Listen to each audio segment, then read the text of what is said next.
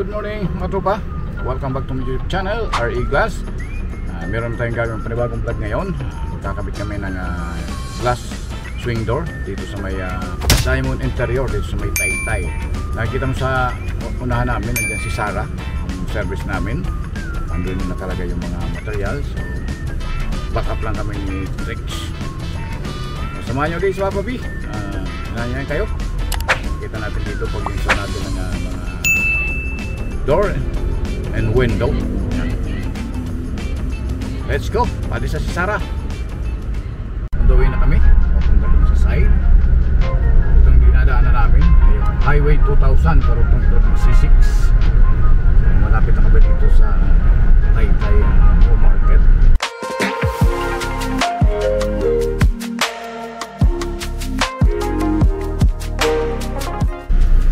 Nakarating na kami ngayon katropa sa aming destination dito sa compound ng Diamond Interior. So magbababa na kami ng gamit. Pero habang bumaba tayo katropa ng ating mga gamit para sa installation ng ating glass door at fixed window, inanyayan kayo katropa, paki-subscribe man sa ating YouTube channel RE Glass at paki-share naman natin itong ating video para marami pang makakapanood at makakuha ring idea paano ba mag-install nito at paano ginagawa itong ating swing door. Ito pa rin yung ating mga glass, hindi pa namin ibaba kasi ayun, unahin mo namin aluminum So punta natin yung ating gagawa dito yon. So ito yung aming paglalagyan, ito fix, ito naman yung ating door, glass door, ito naman dalawang fix. So naka-shelf pa. Ito yung framing namin. May framing pala kami rito ng 1 3/4 by 3 tubular white, and then SBC yung pang-ipit namin. Same lang, ganun din. Ay, yan. So ito yung before, wala pa nakalagay, mga plastic pa lang. Yan. So shatan din natin after may lagay kung ano kalabasan. So yan, ongoing preparation namin sa pagkabit. Kasi bago namin bago ni kaya nakabit yan, binubutasan na namin muna para doon na yung framing.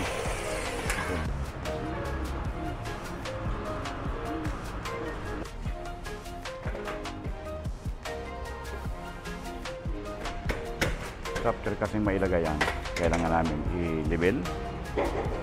Ito na yung pinaka-level ni Rex. Ganito na. Nakilag ako tayo. Yung mga clear opening pa, ito yung pintuan, yan dalawang fix. So nakalagay na kami yung framing kasi nga mailagay na ang ating itong framing. Yan.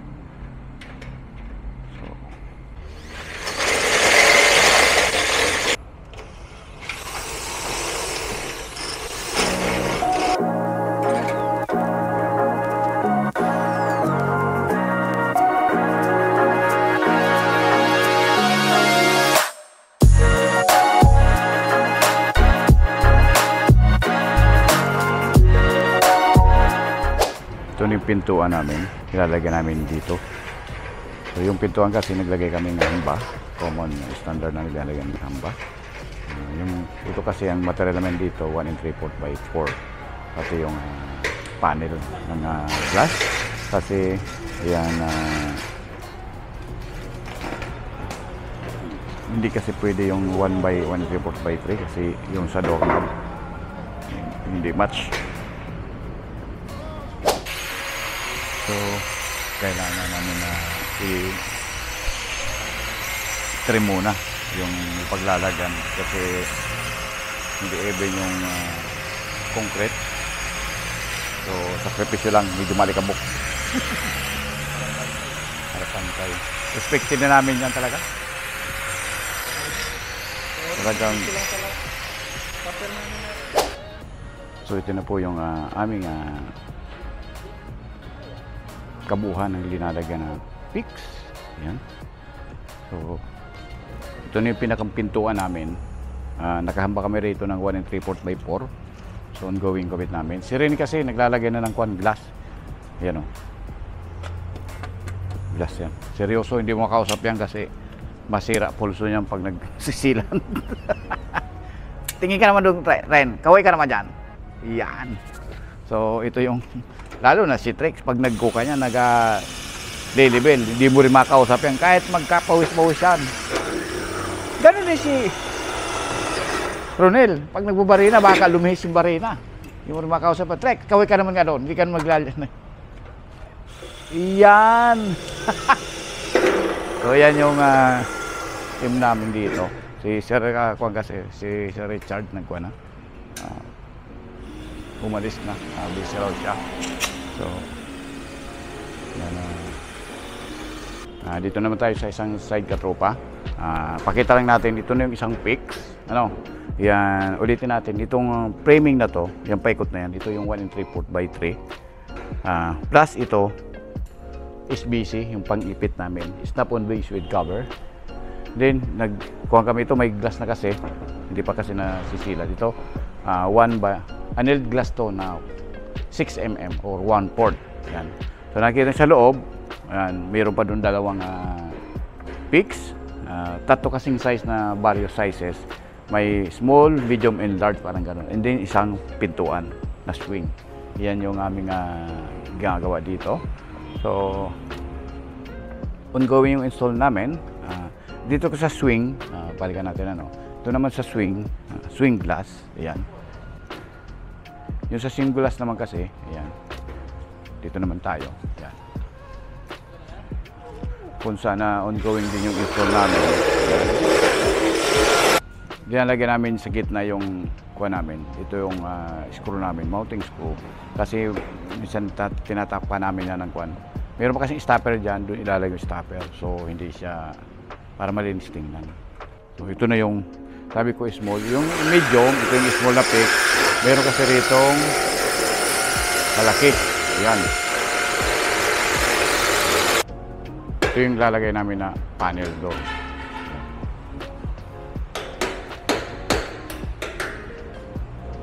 Okay. Ito naman po yung loob ng office. Bandang kaliwa ko, yan sinisilatan ni Rene itong ating fix. Ayan.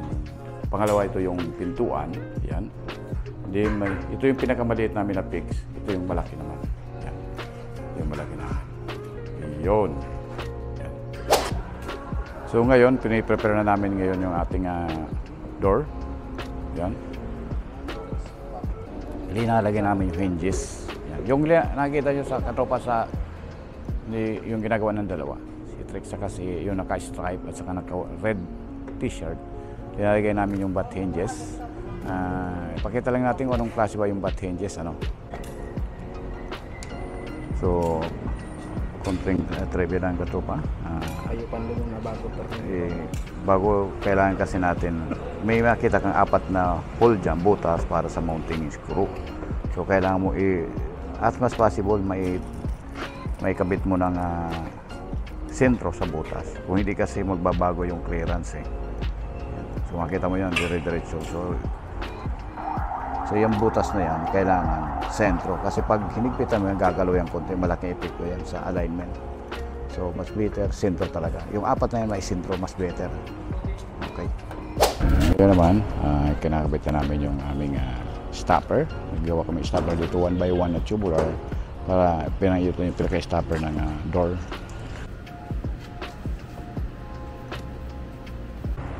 Yan, ilagay na namin yung glass.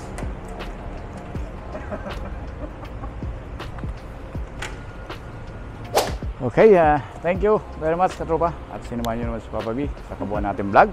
Ito yung mga aktor, si Rene. Ayan yung leader team. Ito yung dalawang master. Ayan. Ayan si Stripe, si Trix yan. Itong red boy, si Ronel. Blue, si Rene. So, titisingin natin ulit bago natin turn over sa ating client yung pintuan. Ano? So, Ren, please. Ayan, open. Pasok. Ayan. Then, pasok. Oh, sige, pasok. Ayan yung mga testing. And then, okay. Sarado. Ayan. So, testing natin buksan. Yan. Okay, pasok. Labas. Yan si Trek. Teng teng teng. Si Ronel. Teng teng. At si si Rene. Teng teng teng. Ayan. So, thank you. Maraming salamat. Hanggang sa muli. Maraming salamat. Bye-bye. Trek, dito ka magbabay eh. Nawala ka. Yan yung atatsikis mo. Yan. Bye-bye. Yan. Even when you feel low, you can still go. Even when you feel slow, you can still go. Even when there's no hope, you can still go. I never answer to no, man, I still go.